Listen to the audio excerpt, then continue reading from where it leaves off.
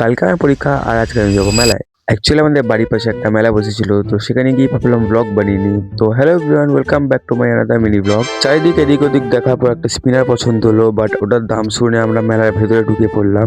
মেলায় ঢুকতেই দেখলাম ডাব খাওয়ার জন্য কালারফুল এরকম স্ট্র বিক্রি হচ্ছিল। তো আমরা আর একটু এগিয়ে গিয়ে মন্দিরের ভেতরে ঢুকে গেলাম। মন্দিরের ভেতরে হাঁটতে হাঁটতে হুট করে দেখলাম আমার একটা বন্ধুর সাথে দেখা হয়ে গেল। বাট জানি না সে আমাকে দেখে এত উত্তেজিত হয়ে খুব বাদরামি করছিল, তাই এখানকার আমজনতারা মিলে তাকে বেঁধে রেখে দিয়েছিল।